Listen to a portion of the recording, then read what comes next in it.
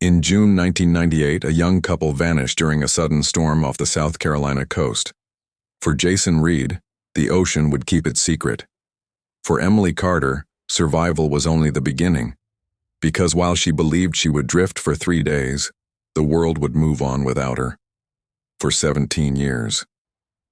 The summer of 1998 had the kind of magic that people only realized years later, when songs on the radio became nostalgia, and Polaroid photos curled yellow at the edges.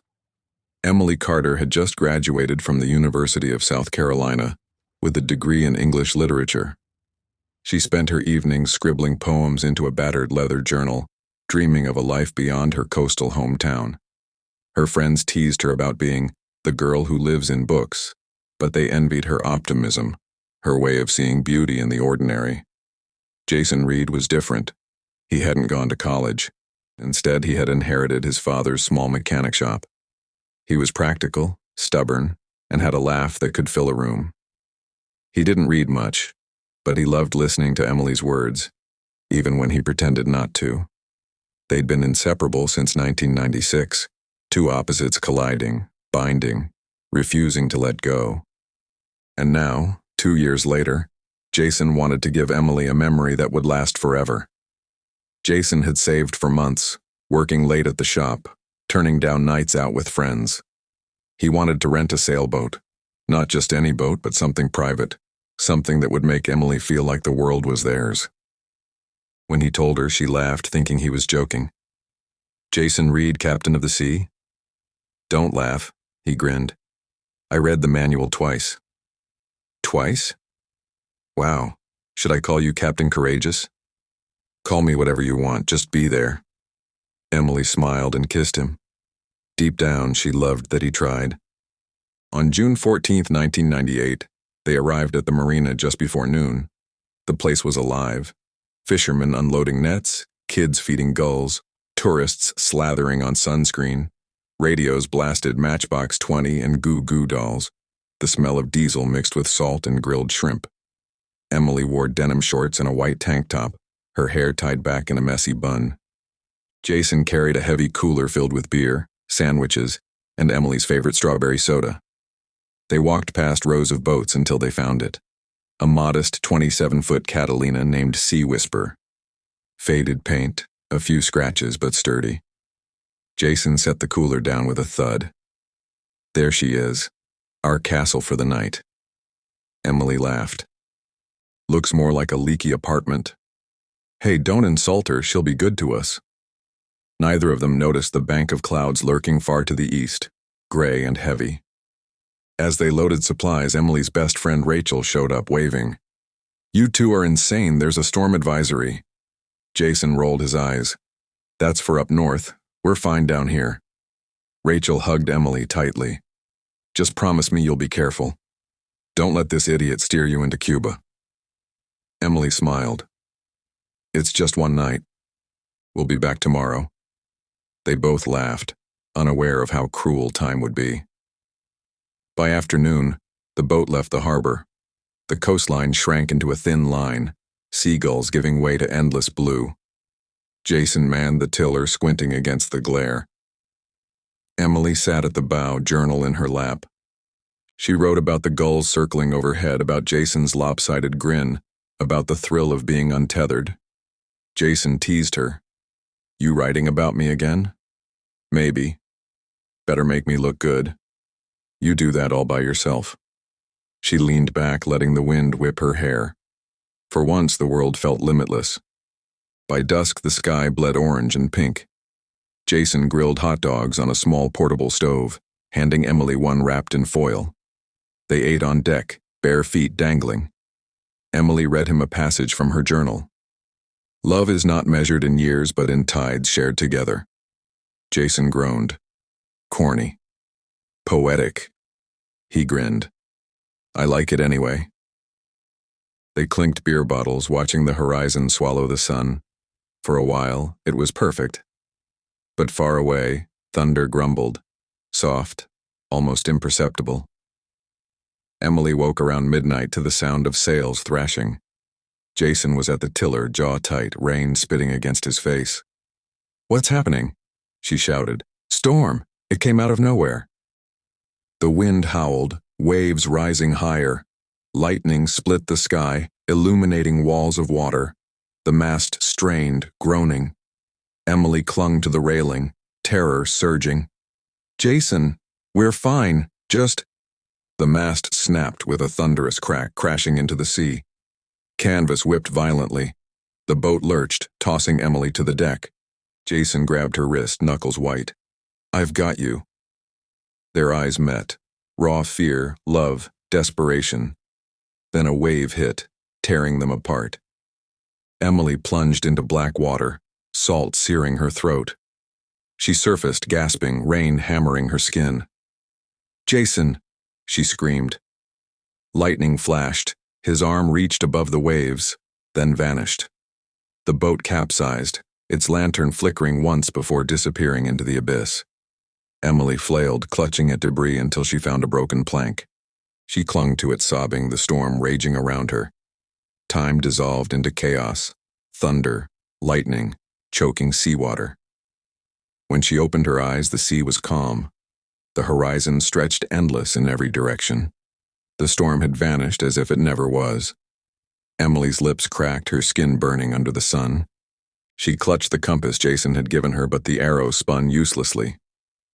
"Jason," she whispered, but the ocean gave no answer. In June 1998, a young couple vanished during a sudden storm off the South Carolina coast. For Jason Reed, the sea would keep it secret. For Emily Carter, survival was only the beginning, because while she believed she would drift for 3 days, the world would wait 17 years.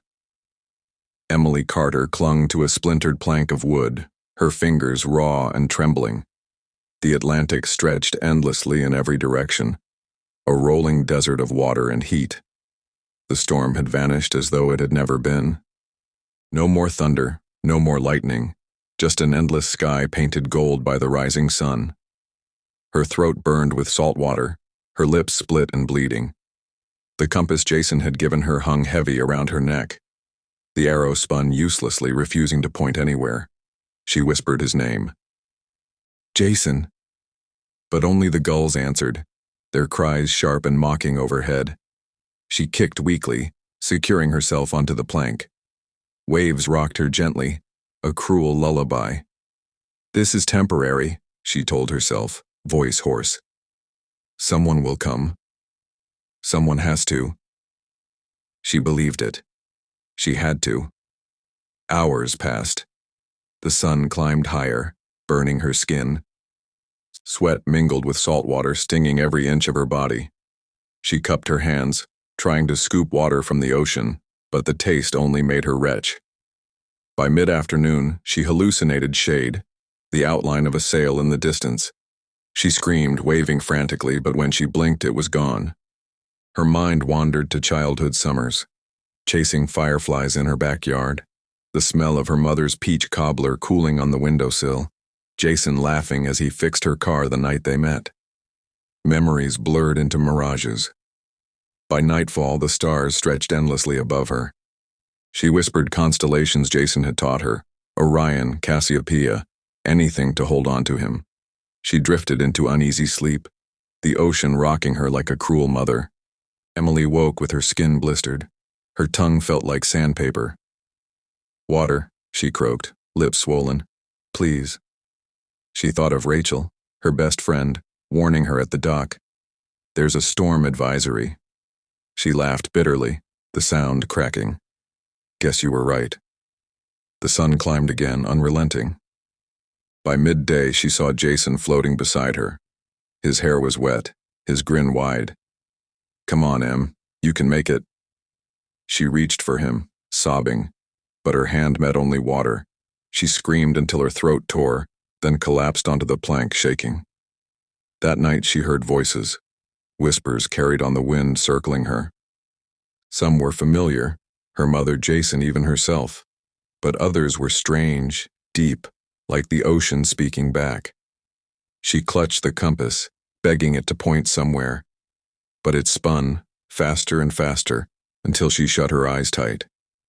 On the third morning, clouds gathered, not a storm, just gray cover, a false relief from the blistering sun. Emily licked condensation from the plank, desperate for moisture. Her stomach cramped with hunger, her head pounding with dehydration. She whispered Jason's name again and again, like a prayer. Jason.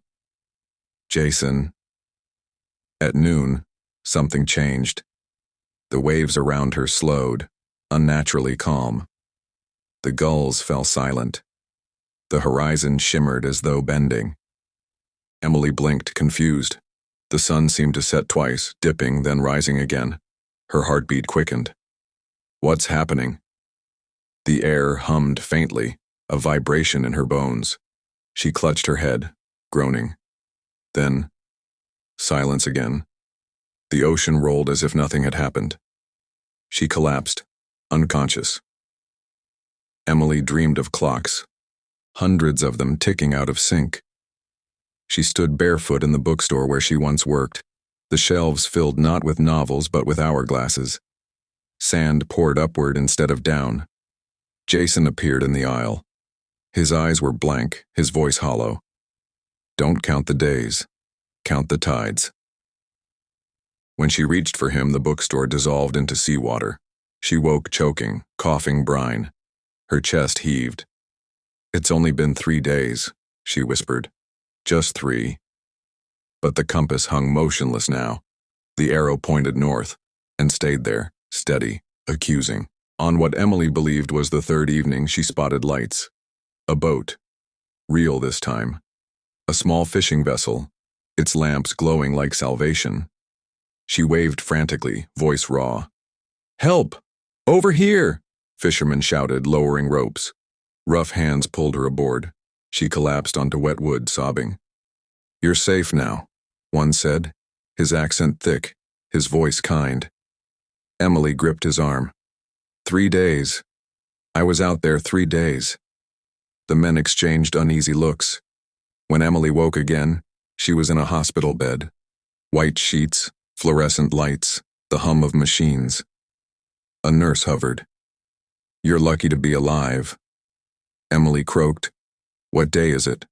The nurse hesitated. September 2nd, 2015. Emily's heart stopped. No, that's not. It was 1998. It was 3 days. The nurse frowned. Sweetheart, you've been missing for 17 years. Emily screamed until her throat gave out. For Emily Carter, the storm had lasted 3 nights.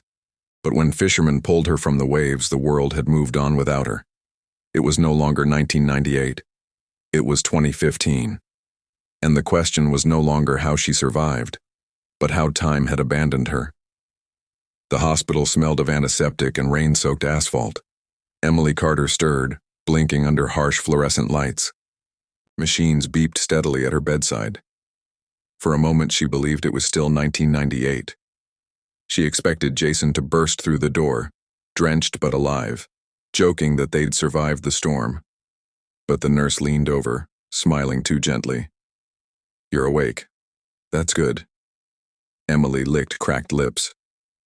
What day is it? September 2nd, the nurse said. Emily nodded faintly. 1998. The nurse hesitated, then glanced at the chart. 2015. Emily's chest tightened. No, that's not possible. It was just 3 days. I was in the water 3 days. Her pulse spiked. Machines screamed. Nurses rushed in, calming her, pinning her trembling hands to the sheets. The world had moved 17 years forward. The next day, her family came. Her mother entered first, frail, hair white, face lined. Emily's breath caught. The woman who had hugged her goodbye at the dock was unrecognizable. Mom, Emily whispered. Tears spilled down her mother's cheeks. My baby. Emily shook her head violently. No, you're older. How? Her brother Daniel followed, a man now in his 30s with 2 children clinging shyly to his arms. He'd been just a teenager when she vanished. Emily, he said softly, voice breaking. You've been gone a long time. Emily sobbed, clutching the compass at her neck. To her, it was still 1998. To them, she was a ghost that had walked out of a grave. Within hours, the press descended. Headlines screamed, "Woman missing 17 years found alive at sea." Emily Carter, the lost girl who didn't age. Miracle survivor or mystery of science. Reporters camped outside the hospital. Photographers shoved cameras through sliding doors. "Emily, Emily, how did you survive?" She recoiled under flashbulbs. "It was 3 days," she insisted over and over. Doctors examined her relentlessly. Blood work, MRIs, cognitive tests. Everything screamed 23-year-old female, physically healthy, dehydrated but not malnourished. The contradiction was staggering. Legally 40, biologically still 23. No one mentioned Jason at first. But one night, Emily asked, "Where's Jason?" she whispered to her mother. Her mother's face collapsed. "Honey, Jason was declared dead in 1999. His family moved away." Emily's chest burned. "No, he was with me. He reached for me. He can't be gone." But in the sterile silence of the hospital, even she began to doubt her memories. Doctors called it trauma-induced delusion.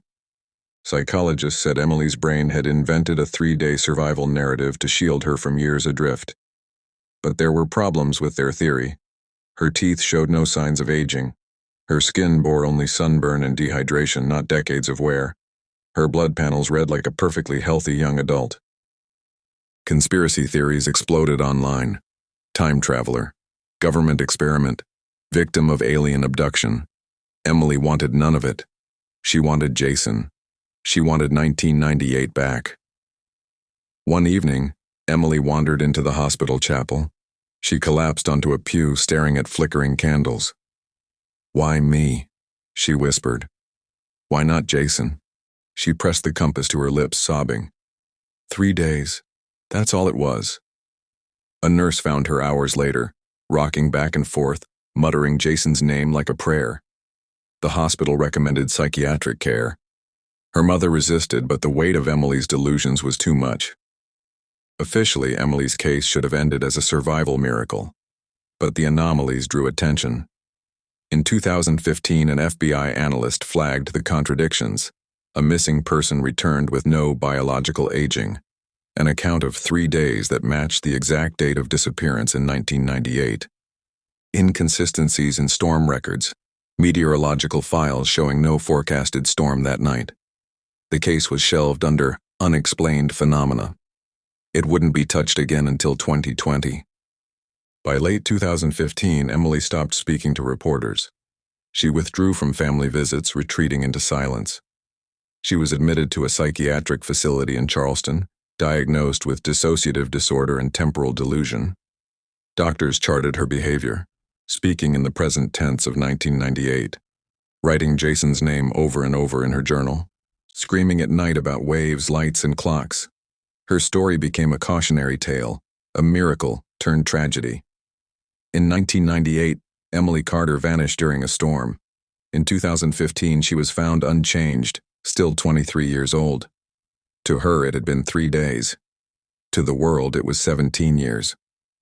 While the public moved on, filing her story under miracle or madness, one truth remained. The facts did not add up. And by 2020, the FBI would return to ask the question no one could answer. What really happened at sea? The psychiatric facility stood on the outskirts of Charleston, a sprawling brick complex ringed by chain-link fences. Locals called it St. Mary's, though there was nothing holy about the sterile white walls inside. Emily Carter arrived there in December 2015, 5 months after her miraculous rescue.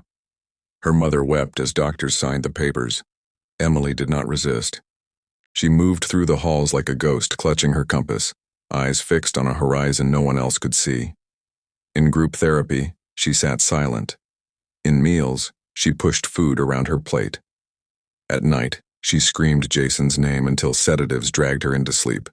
To the doctors, she was a puzzle. To the nurses, she was a tragedy.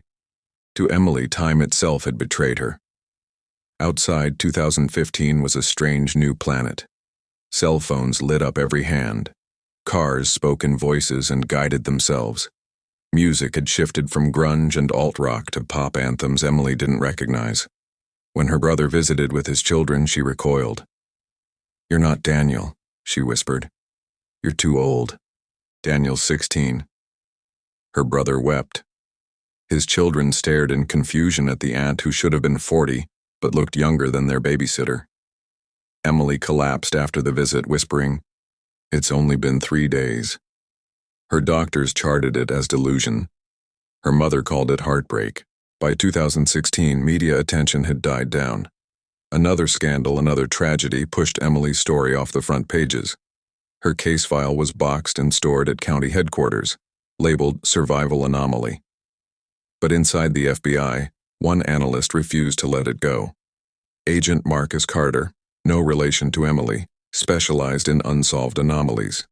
He highlighted the glaring impossibilities: no biological aging, consistent 3-day narrative, storm records showing no official storm the night Emily disappeared. His notes were dismissed. Cold case, move on. So he waited.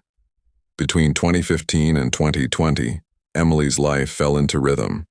Wake at dawn to the rattle of medication carts. Therapy at 9 a.m., where she spoke in fragments. The waves, the lights, Jason's hand. Lunch at noon, where she hoarded crackers in her pockets. Afternoons in the yard, sitting under the lone oak tree, staring at the sky as if it might open. Nights of screaming, her voice hoarse, begging to go back. She filled dozens of journals provided by staff. Most pages contained only one phrase: "It was 3 days." Some entries, however, described things she had never spoken aloud. The sun set twice in 1 day. The compass spun until it screamed. Jason said, "Don't count the days, count the tides." The journals were filed away, forgotten in hospital archives. In early 2020, Agent Marcus Carter reopened Emily's file. By then, whispers had resurfaced. A fisherman vanished off the same coast, his boat found drifting, engine running, deck empty. His wife swore he had only been gone a night. But when the Coast Guard pulled the vessel in, Rust suggested it had floated for years. The similarity was undeniable. Carter requested clearance. This time, he got it. On March 12, 2020, 2 black SUVs pulled into St. Mary's parking lot. Emily sat in the yard, compass swinging from her neck, when the men arrived. One was tall, sharp-featured with graying temples. Agent Carter. The other, Agent Morales, carried a folder thick with papers. They approached gently. "Emily Carter?" Carter asked. Her eyes flicked up, distant but alert. "You're late." Carter frowned. "Late?" She nodded. 17 years late or 3 days early, I can't tell anymore. Carter glanced at Morales. "She's aware." Inside a sterile room, cameras recorded as Carter sat across from Emily. "Emily, I need you to tell me what happened in 1998. Her fingers tightened around the compass. "It was 3 days. 17 years passed," Carter said gently. "Do you understand that?" Emily's eyes filled with tears. "No. It was 3 days. The sun rose, the sun set. 3 times. Jason was there. Then he wasn't." Morales leaned forward. "Jason Reed?" Emily froze. "You know his name?" Carter flipped a page. "Jason Reed was declared dead in 1999. But you came back, looking exactly as you did when you left." Emily whispered, "Because time doesn't move in the water." The agents exchanged a look. For the first time in years, Emily spoke freely. Her voice shook but carried truth. "I heard voices. Not mine, not Jason's. The ocean spoke. It hummed, like clocks, like bells. The sun, it set twice. I don't know how. I don't know why. But I swear, it was only 3 days." Her hands trembled. "Jason told me not to count the days, to count the tides, but he sank. He sank and the water kept him. Her sobs broke the silence. Carter pressed record. "Emily, would you be willing to tell this again for the file?" She lifted her eyes, hollow but sharp. "You don't believe me. No one ever does." Carter leaned forward. "I do." After the interview, Carter and Morales stepped into the hallway. Morales muttered, "She's delusional. Classic trauma." Carter shook his head. "Trauma doesn't stop biological aging. Trauma doesn't erase 17 years. He tapped the file. "Something happened to her. And if it happened once, it can happen again." They left St. Mary's with more questions than answers, but one thing was clear. The case was officially open again. That night, Emily returned to her room. She opened her journal and scribbled furiously. "They're coming back. The water isn't done, the tide is counting." She underlined the last line 3 times. 2020. For 5 years, Emily Carter lived forgotten behind the walls of St. Mary's, her story dismissed as delusion. But when the FBI came in 2020, her words became evidence.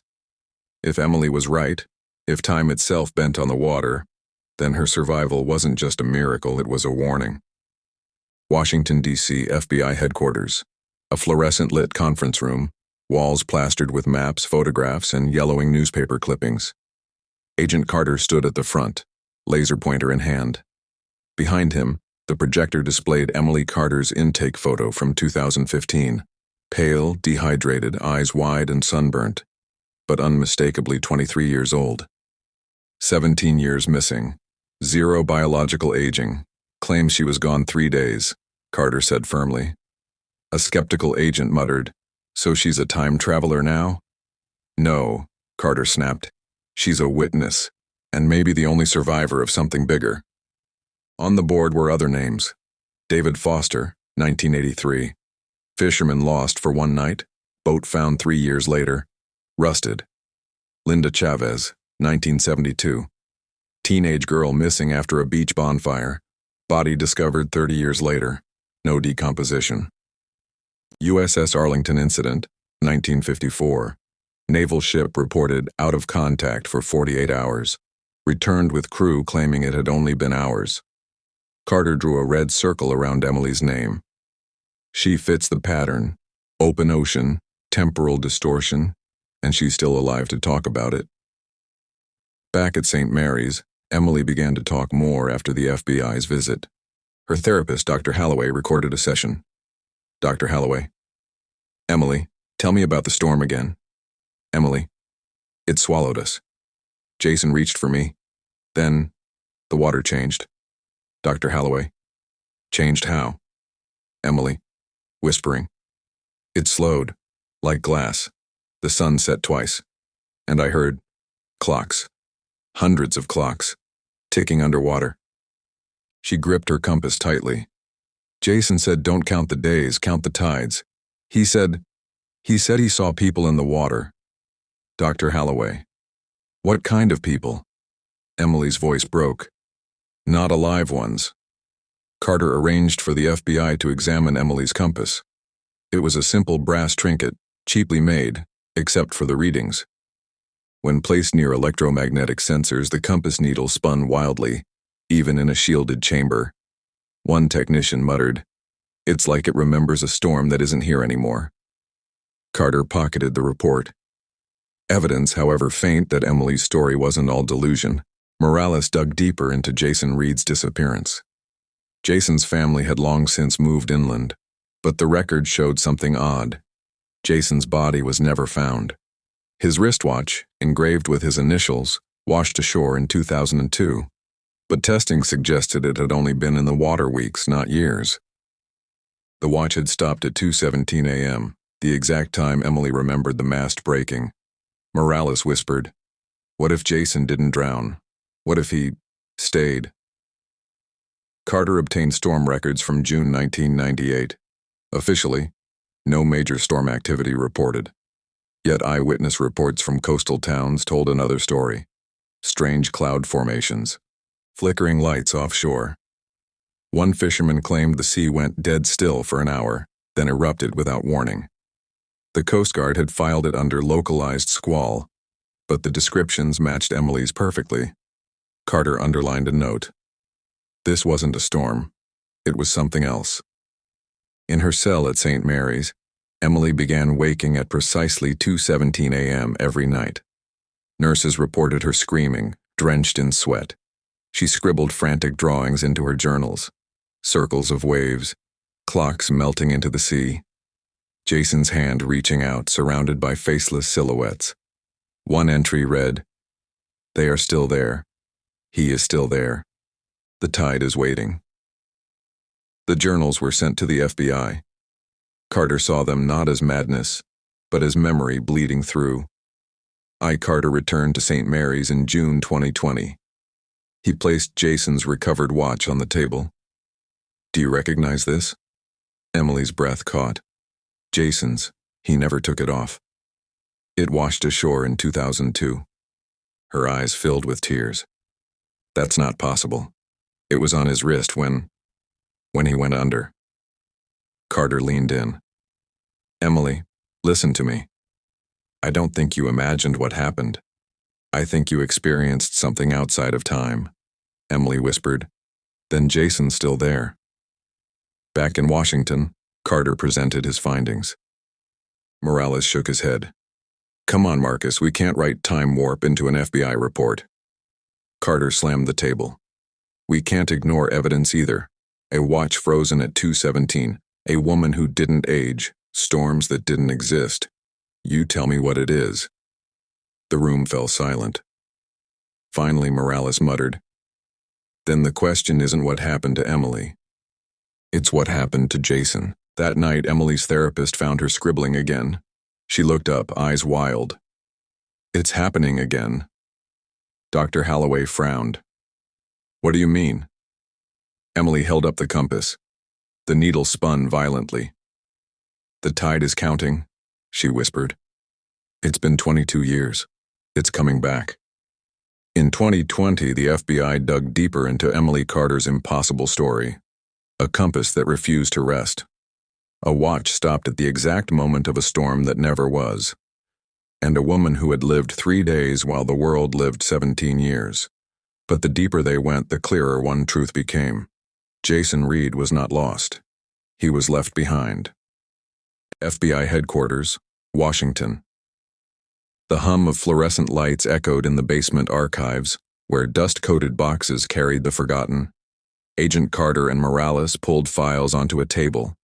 Maritime disappearances spanning decades. 1954, USS Arlington. Incident. A naval ship vanishes from radar for 48 hours. Crew insists it was minutes. 1972, Linda Chavez case. Teenage girl missing for 30 years. Body recovered intact. No decomposition. 1983, David Foster. Fisherman gone one night. Vessel recovered years later. Barnacles decades old. 1998, Emily Carter and Jason Reed. Carter circled the years on a map pinned with red thread. Every 20 to 25 years there's an event. Different faces, same ocean corridor. Morales rubbed his temples. "So what are you saying? A cycle?" Carter's eyes narrowed. "Not a cycle, a pattern. Something's calling, and Emily's return wasn't an accident. She's the key." Back at St. Mary's, Emily's behavior changed after Carter's second visit. Nurses reported she refused to sleep in her bed, instead lying on the floor as though rocked by invisible waves. She hummed old sea shanties she had never learned. She sketched coastlines and storm clouds with uncanny accuracy. One night at exactly 2:17 a.m., she rose from bed and pressed her forehead against the window glass. "I can hear them," she whispered. The night nurse, unnerved, asked, "Hear who?" Emily turned, eyes wide. "Jason, and the clocks." Carter requested Emily's compass for further testing.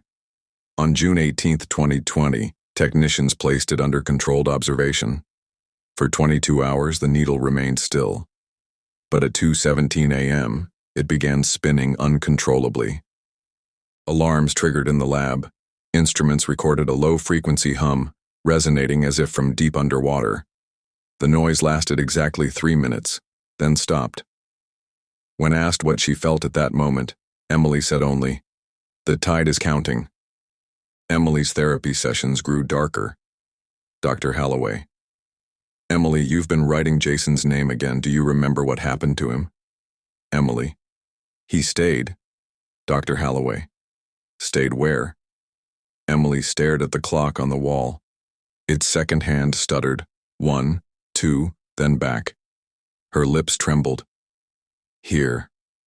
Suddenly, every clock in the ward froze. For exactly 17 seconds. Then time resumed. The staff dismissed it as a power glitch. Carter didn't. Carter tracked down the wife of David Foster, the fisherman who vanished in 1983. Her name was Helen, now in her 70s, living alone in a coastal shack. She spoke with a voice brittle with years of grief. "He came home once," she whispered. "In 1987. Knocked on the door in the middle of the night. Looked exactly the same as the day he left. Said he'd only been gone 2 days." Carter leaned forward. "What happened?" Her eyes filled with tears. "He faded, right in front of me, like the tide pulled him back." Carter and Morales overlaid all the incidents on a map. The coordinates formed a corridor along the South Carolina coast, a stretch of water locals called the Devil's Window. In the middle of that corridor, the exact spot where the Sea Whisper vanished in 1998. Morales muttered, "It's a graveyard." Carter shook his head. "No, it's something else. A threshold."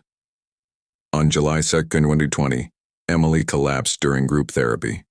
She clawed at her skin, gasping, "It's too soon. It's too soon." Doctors sedated her, but she woke hours later with a chilling message. "They want Jason back, and if they can't have him, they'll take someone else." Carter pressed her. "Who?" Her eyes glistened with tears. "Me." Carter requested a final private interview. In a padded room, cameras rolling, he asked softly, "Emily, why you? Why were you spared?" She looked down at the compass, spinning violently, even though no magnets or electronics were nearby. "They didn't spare me," she whispered. "They marked me. I was supposed to bring him back." Carter's voice trembled. "Jason?" "No," Emily said.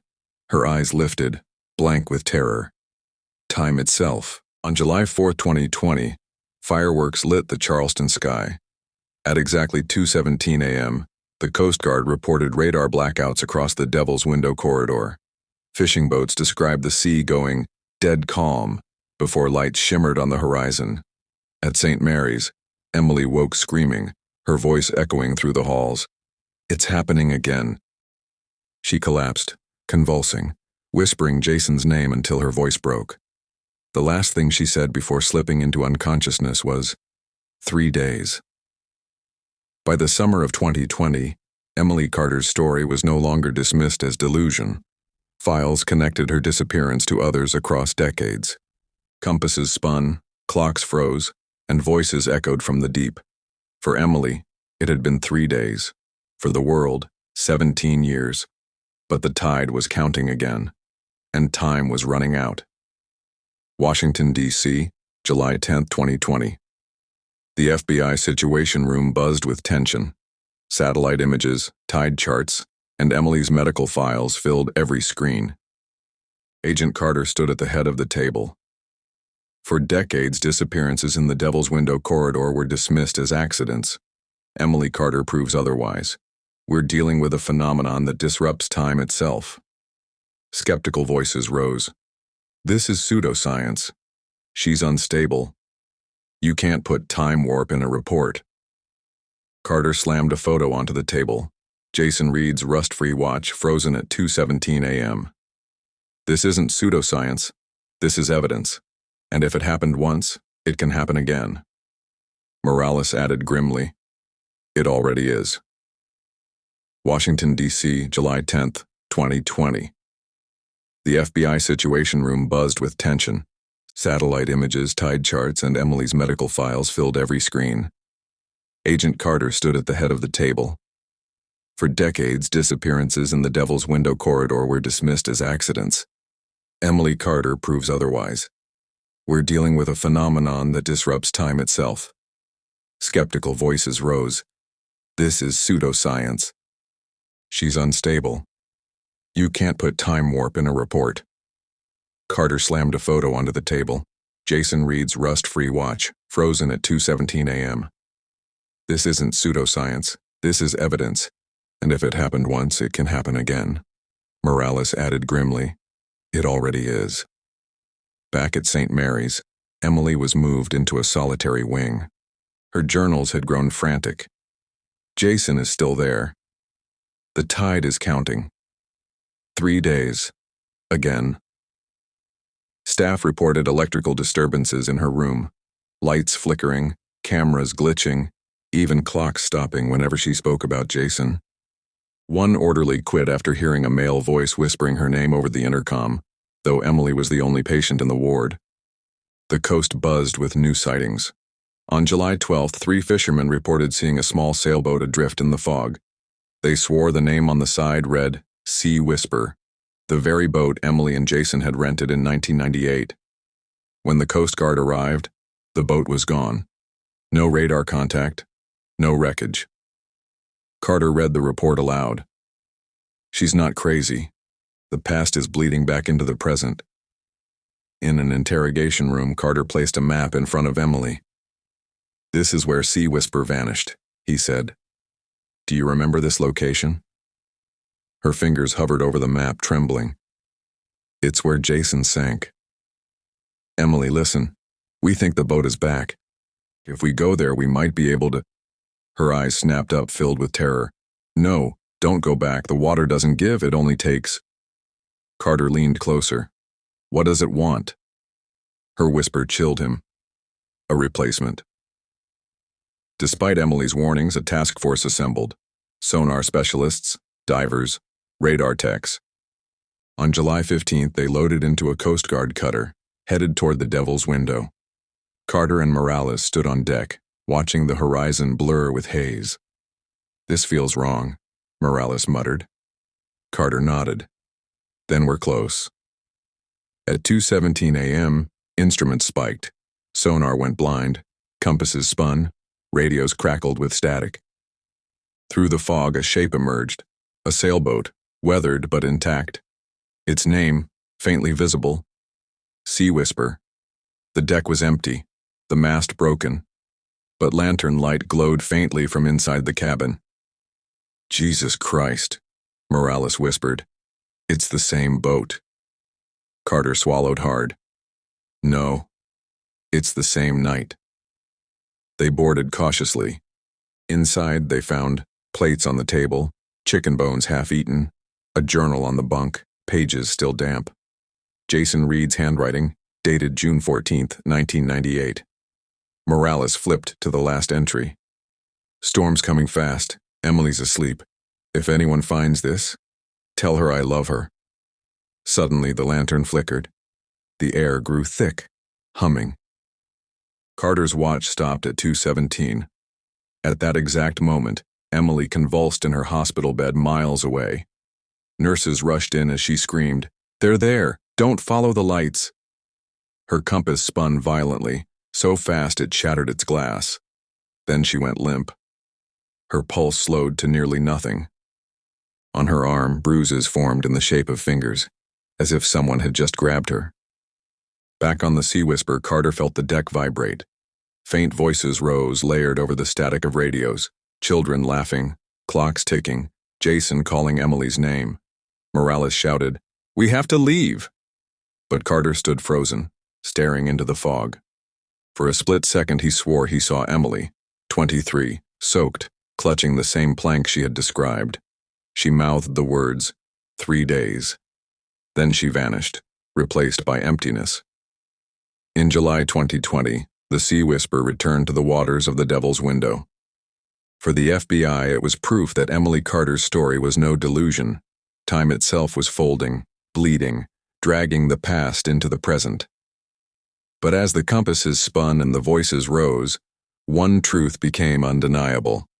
The ocean does not return what it takes without demanding something in return. July 15th, 2020, 2:19 a.m. Fog wrapped the Sea Whisper like a shroud. Carter's flashlight beam cut through the cabin, illuminating the relics of 1998 frozen in time. A half-drunk soda sat on the counter. A cassette player hummed faint static. Jason Reed's leather jacket hung from a hook, damp but intact. Morales muttered, "This isn't possible. These things should have rotted away 20 years ago." Carter touched the journal again. "Not if for the boat. Only hours have passed." Suddenly, the cassette player clicked. Without anyone pressing play, Jason's voice crackled through. "Storm's close. Emily's asleep. I think she's dreaming again." Morales' face went pale. That's his voice. Carter's hand shook. It's a recording that shouldn't exist. In the cabin's rear wall, Morales spotted carvings, numbers etched by hand. 1, 2, 3, then a line. 1, 2, 3, another line, over and over, like tally marks. Carter counted aloud. 51 sets, 17 times 3. Morales muttered, "Days?" Carter shook his head. "Cycles." Beneath the last set was a message scratched deep into the wood. "Don't follow the lights." At that exact moment in St. Mary's, Emily convulsed violently. Nurses strapped her to the bed as she screamed, eyes rolled back. Through clenched teeth she gasped, "Don't follow. The lights." The lights in her room flickered, bulbs bursting one by one. Monitors flatlined, alarms shrieking. When orderlies rushed in, they froze. For a split second, Emily's bed was soaked in seawater. Then it vanished, dry again. Her compass lay shattered on the floor, its needle still spinning. Back on the Sea Whisper, Carter felt the air grow cold. A mist rose inside the cabin, glowing faintly. From the corner came the sound of footsteps. Wet, deliberate. "Jason," Carter whispered, against all reason. The fog thickened. A shadow formed, tall, broad-shouldered. For an instant, a face appeared, Jason Reed, eyes hollow, dripping seawater. He raised a hand, not reaching for help but pointing, toward the carved warning on the wall. Then he dissolved, leaving only the sound of ticking clocks. On the cutter nearby, technicians panicked. "All systems are down," one shouted. "Sonar's blind, GPS looping, timestamps repeating the same minute." The captain cursed, ordering retreat, but the engines stalled. The sea around the cutter was glass smooth. The horizon folded into haze. One tech screamed, "Look."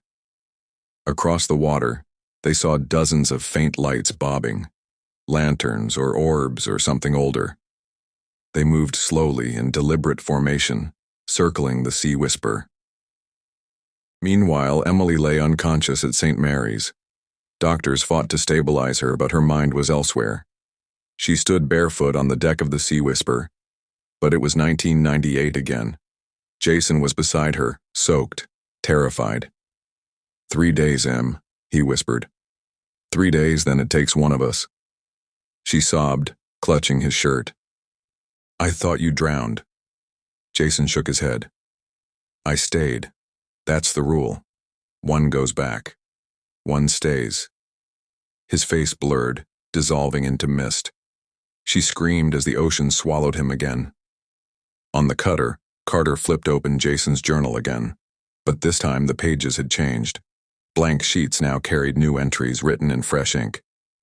Emily was rescued 2015. She will return 2020.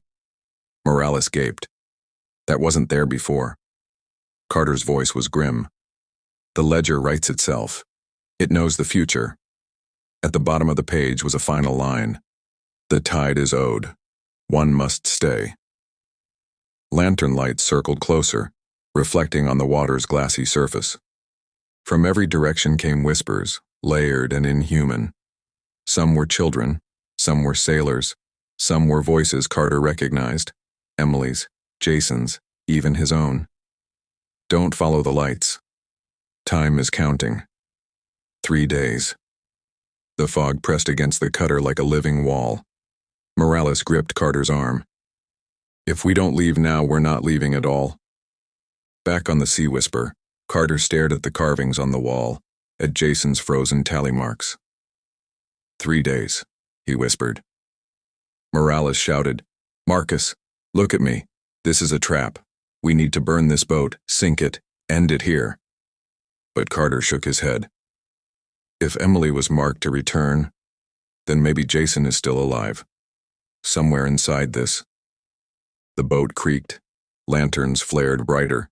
The compass on Carter's wrist spun so violently it snapped its pin, shattering against the floor. At 2:20 a.m., Emily's eyes snapped open. She sat upright in bed, whispering, "It's not the storm. It's the exchange." Her voice was not alone. Jason's echoed through her, layered, haunting. "The tide is owed," she whispered. "One must stay." Doctors backed away in terror. Her heart monitor beeped erratically, not in seconds, but in irregular bursts, as though keeping time to some other rhythm. On July 15, 2020, the Sea Whisper reappeared in the Devil's Window. Jason Reed's journal wrote new entries decades after his disappearance.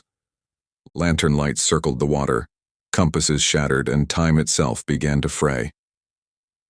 At St. Mary's, Emily Carter awoke with another voice inside her, Jason's. For 22 years, she believed she had drifted for only 3 days. Now the truth was clear. Survival had never been the gift. It was the debt. July 16, 2020. The Sea Whisper still drifted in the Devil's Window, encircled by phantom lanterns. Carter hadn't slept in 48 hours. Morales begged command to pull the team out, but the engines on the cutter refused to start. Every clock aboard read the same time, 2:17 a.m., and they never moved forward. "It's like we're stuck," Morales whispered. "Like we never left that night in '98. Carter's jaw tightened. "We didn't." At St. Mary's, Emily scratched furiously into her journal, tearing pages with the force of her hand. Nurses restrained her, but she shouted, "He's still there. Jason is still there. 3 days. The third night is when the tide takes what it's owed." Her mother begged through tears. "Emily, please stop." But Emily only whispered, "Tell them not to follow the lights. If they do, they won't come back." The compass on her bedside table spun violently, then snapped in half, shards scattering across the floor. On the Sea Whisper, Carter saw him again, Jason Reed standing at the bow. But this time he looked whole, younger, alive, as though it really were 1998. "Jason?" Carter called against reason. Jason's head turned slowly, eyes hollow but burning. His lips moved, though the voice came from everywhere at once. She wasn't meant to return. Morales staggered back. "Jesus Christ!" Jason's figure pointed directly at Carter. "The tide is owed." The lanterns flared, glowing white-hot. The fog roared like thunder, voices overlapping in a deafening chorus. 3 days. One must stay. "The balance," Morales screamed. "We have to go." Carter froze, torn. Emily's words echoed in his head, "Don't follow the lights." But another truth cut deeper. Jason's tally marks, 51 cycles, waiting for the 52nd. A pattern demanding completion. Carter whispered, "If Emily was returned, then someone else was left in her place." Morales grabbed his arm. "And you think it was Jason? He's dead." The lanterns grew blinding. Time fractured. The horizon split. Stars froze. The sea stilled. And in that silence, a hand broke the surface of the water. Jason's. On the Sea Whisper, Carter stumbled back as Jason's dripping figure climbed onto the deck. His skin shimmered, half solid, half mist. "You brought me back," Jason rasped. "But only one can stay." Carter's chest heaved. "Who chooses?" Jason's hollow gaze fixed on him. "The tide does." Suddenly, Morales cried out. He was being dragged across the deck by invisible hands. His nails scraped wood, leaving bloody trails. He screamed Carter's name, then vanished overboard, swallowed by black water. The lanterns dimmed. The fog sighed. satisfied. At the exact moment Morales vanished, Emily went still in her hospital bed. Her heart monitor flatlined. Doctors swarmed, shocking her chest, injecting adrenaline. At last, a weak pulse returned. Her eyes opened, glassy, empty. She whispered one word. Paid. Then she fell into silence, unresponsive. Back at sea, the cutter's engines roared to life. The clocks ticked forward again. The lanterns dissolved one by one into the mist. When Carter looked back, the Sea Whisper was gone. Only empty water remained. Morales was never found. Weeks later, Carter filed his report. It was heavily redacted before release. Subject Emily Carter remains in psychiatric care. Unresponsive. Agent Morales declared lost at sea. The Sea Whisper last seen July 15, 2020. No trace recovered. But Carter added one private note at the end. Never submitted to official files. The tide does not forgive. It remembers. It counts. And one day, it will call again. December 2020. A small fishing boat drifted into Charleston Harbor. Its paint was chipped, its sails ragged. The name on the side was clear. Sea Whisper. Inside the cabin, Coast Guard officers found a journal. The last entry read, in shaky handwriting, "Don't follow the lights. 3 days. One must stay." The ink was still wet. In 1998, 2 young lovers vanished in a storm. In 2015, Emily Carter returned, unchanged, claiming she'd been gone only 3 days. In 2020, the ocean demanded its due. The Sea Whisper came back. An agent was lost, and Emily was left in silence, her debt paid. But the tide is still counting, and one day it will rise again.